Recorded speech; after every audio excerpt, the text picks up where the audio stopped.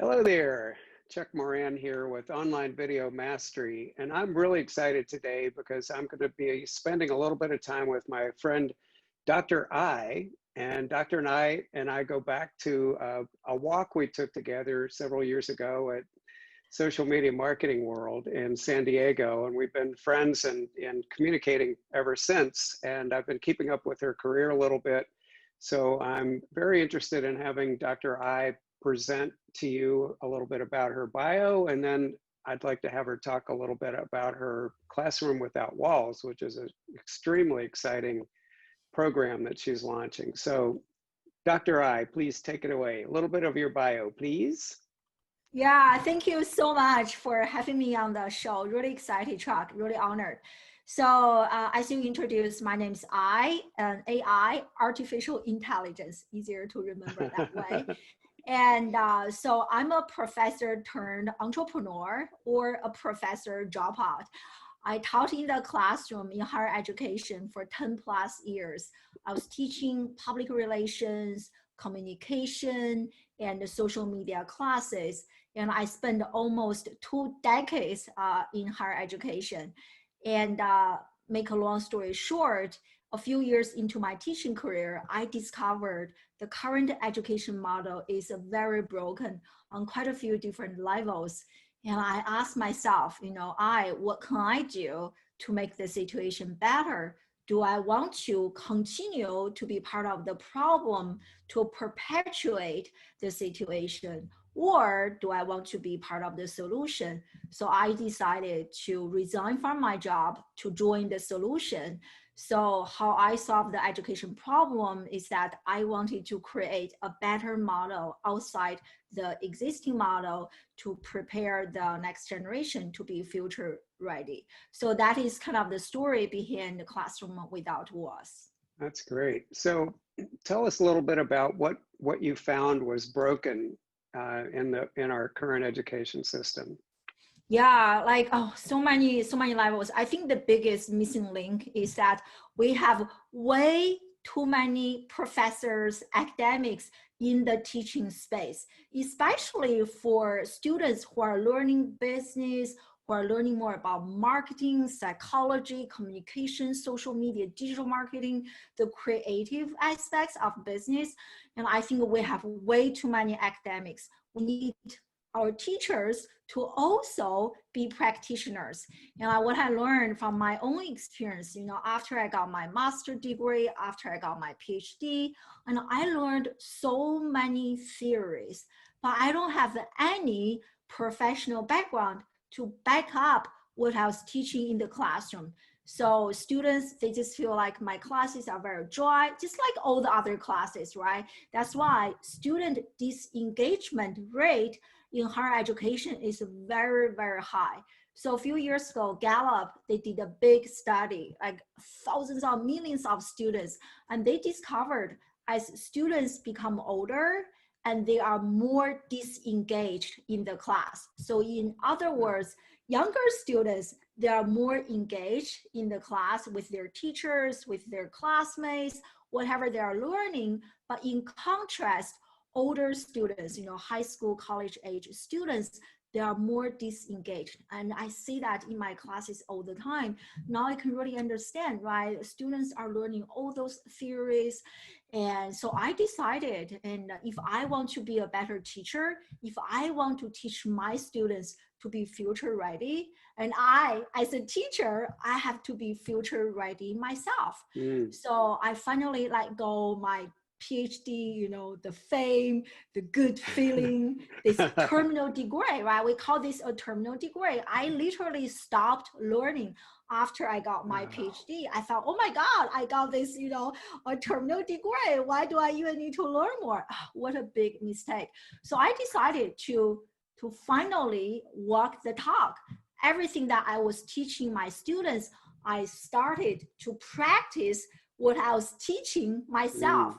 I started to be really active on Twitter And then I joined so many Twitter chats. I launched my own, and I started to be active on Facebook. When live streaming came, I was using Blab. I don't know if you remember. That was like quite I a few do. years ago. Yeah. Yeah, I was using Blab, embracing all those different live streaming platforms. I launched my live streaming show, writing blog articles, doing my show. So everything that I asked my students to do, I was doing the same. So besides being a teacher, I became a practitioner. And oh my God, my teaching has improved so much. And finally, my students, they were telling me, Dr. I, we're learning so much.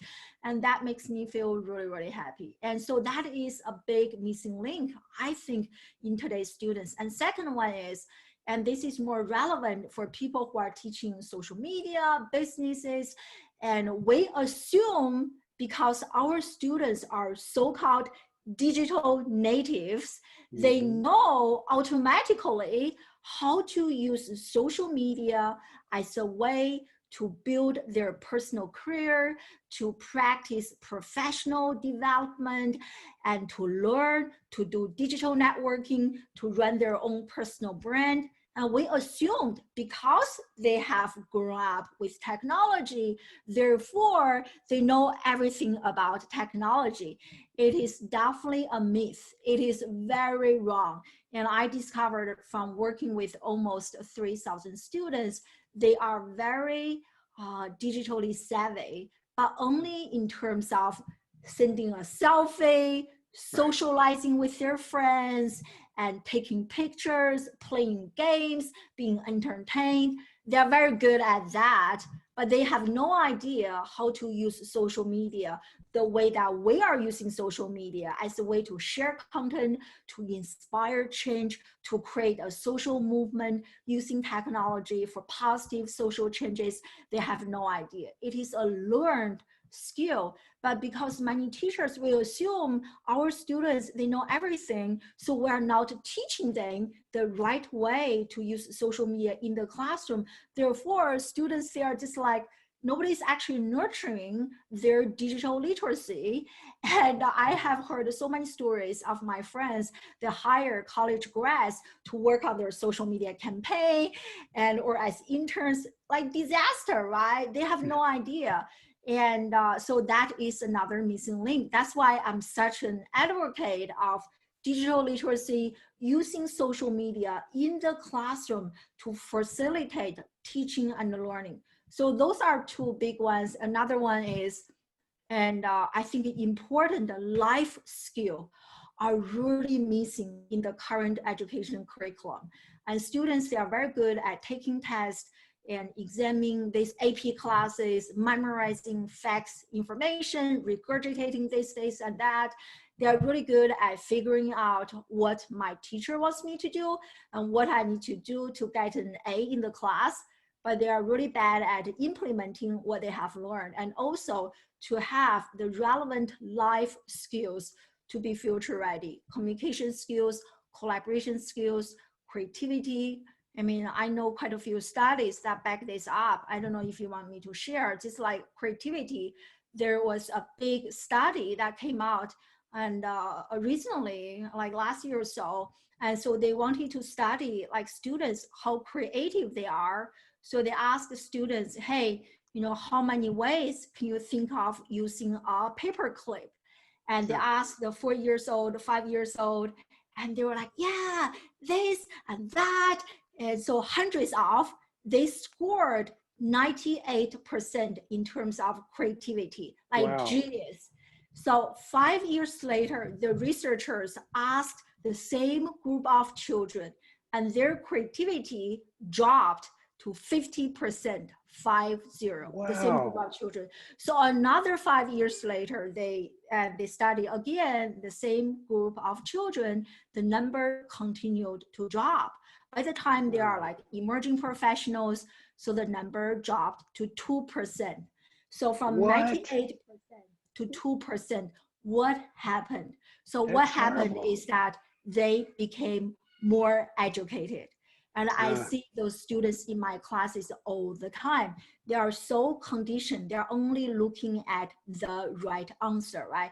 They're so afraid to make a mistake, and they don't want to take any risks.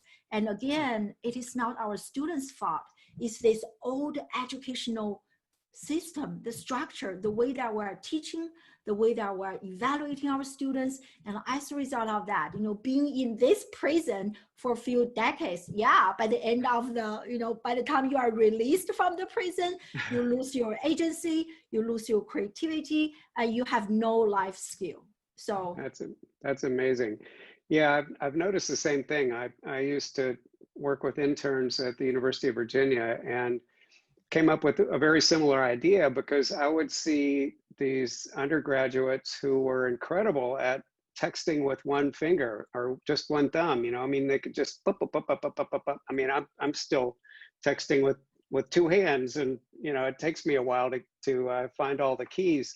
But they were incredibly adept at those things you were talking about, taking pictures, selfies, but not, first of all, not being able to really add in a lot of additional creativity, but then especially not being able to apply, because they were never taught. It's not their fault, but they were never taught to apply those same skills to any kind of business, nonprofit, professional type of environment. So what I'm hearing you say, Dr. I, is that there's basically a wall in our educational system. And on one side are the students, the way they've been taught, but when they are outside of the wall, they're digital learners, because we're in a digital environment. Of course, I mean, this was probably a different metaphor or a different way of thinking about it back in the 90s and the 80s and before, but now that the whole world has switched to digital, these young people have all these skills, but there's this wall right in between. So that leads me to ask about your classroom without walls, because I think that's an absolutely fascinating concept. How did you come up with it, and what does it mean? Yeah, thank you so much for asking. Yeah, definitely there's this big wall. And, going back to what we mentioned earlier, this gap between what is happening inside the classroom and what is happening outside the classroom. A few weeks ago on Google, they actually had a big announcement. They are launching their own career certifications to replace the traditional four-year college. And I think it's only going to be a matter of time that there are going to be more organizations like Google launching their own career certifications. Why? Because the cost to onboard a fresh college grad is very expensive.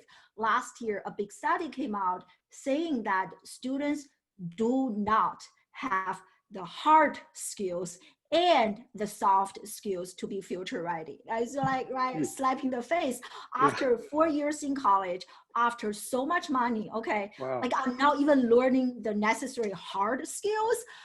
Like, yes, right. So like Google, they are launching their own like certification, which is only a few $100s and half a year, 6 months. So for 3 relevant like positions. And so in other words, for students who are looking to be hired in those 3 specific positions, they don't have to go to the traditional four-year college. They only need to do the Google certification, and they will use that as a way to evaluate the students and to replace the traditional college. And I love that, right? Because we need to have more people from the industry to co-design students' educational journey. When you think about education, and ever since a kid is very young, everything's given to the kid, right?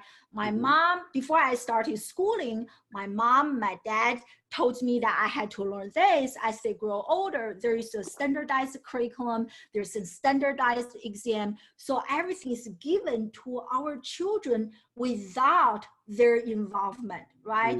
So when you look at all the committees designing curriculum, you rarely see a kid on the committee, right? So all those people are decision makers, policy makers, different interest group are making decisions about how children are learning and what they need to be taught. Of course, you see the missing links.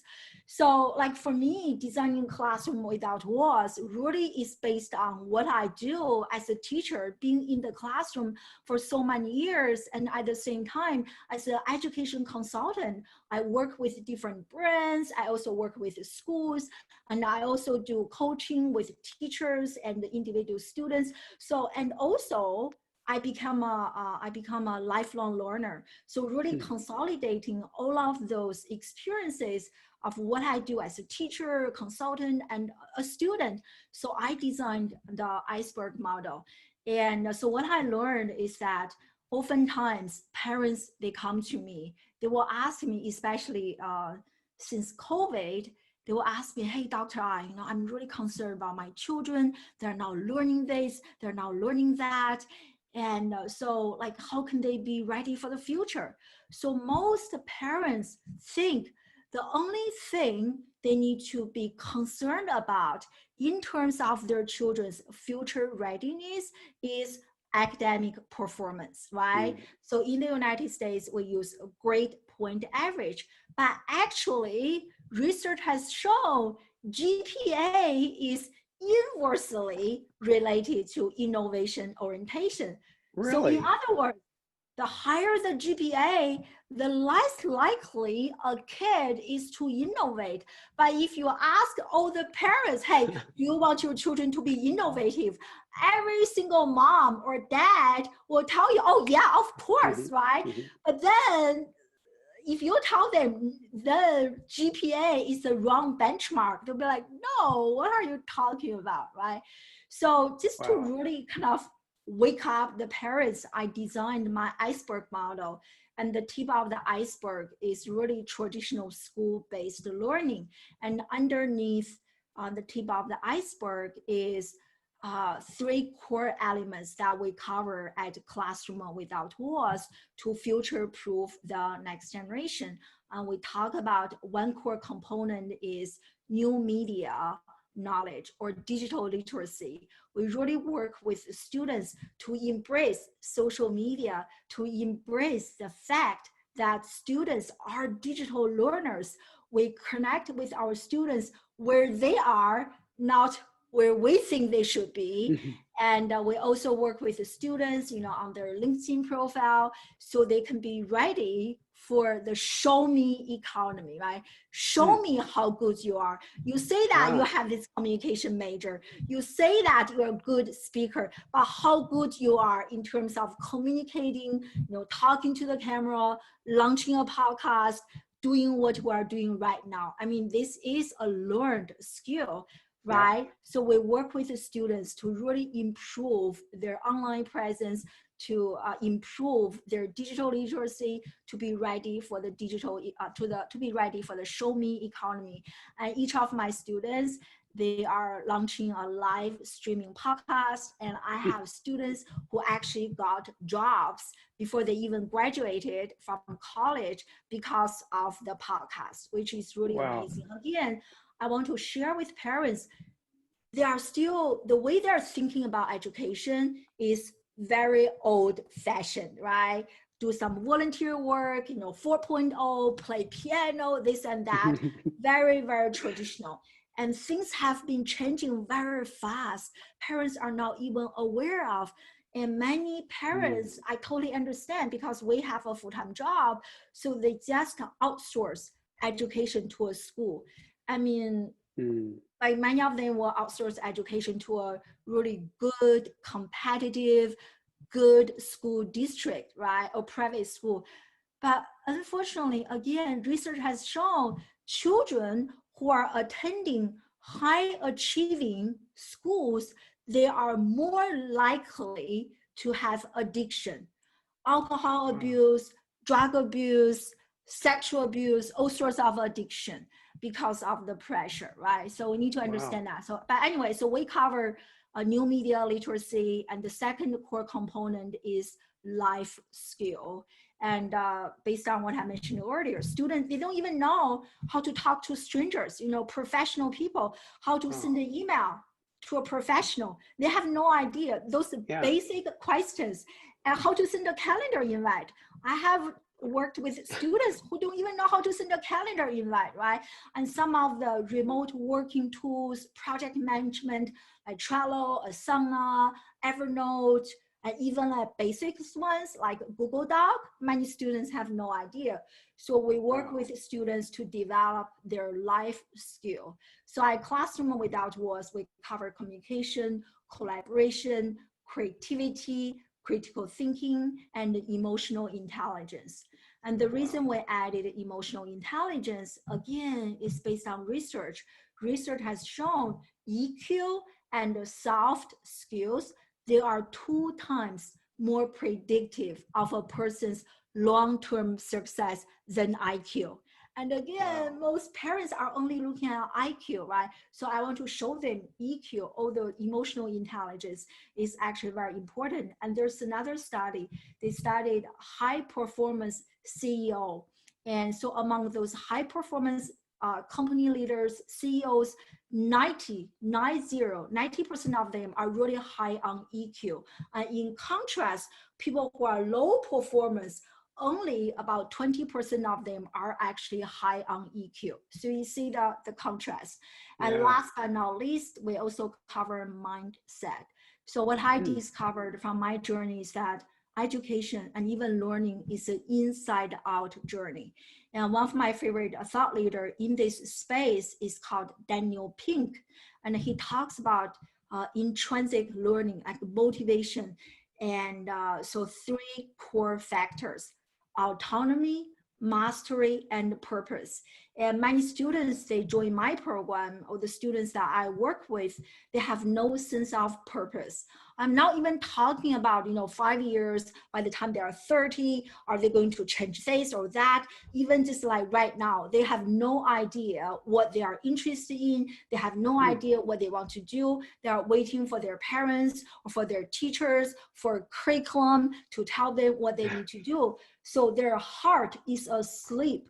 Most students I work with, their heart is asleep because, again, when we think about education, we think about educating the brain, right? You need to learn this fact and information. But what I discovered, true education is to inspire the heart. You want the students to uncover, not you as a dictator to cover this and that, but actually we show up as a facilitator to help our students to uncover what is their passion, what is their interest, what is their strength. And once we awaken their heart, they are ready to learn, because we are in today's information society, right? Information is everywhere. Information is not the problem. The problem is, are you interested in learning more about the information? Most students are not interested in learning more about the information. Not to even mention, most of the information they learn from their classes has nothing to do with their personal life right now. Very irrelevant. So I really work with the students to understand who they are. We do value assessment, we do personality assessment to really understand, to help them discover and uncover their passion, their interest. We'll also use Aikigi, which is a really popular Japanese concept. So we do all sorts of things to awaken their heart and to inspire them to become lifelong learners and to figure things out on their own. So that's kind of what we do at Classroom Without Walls and our curriculum.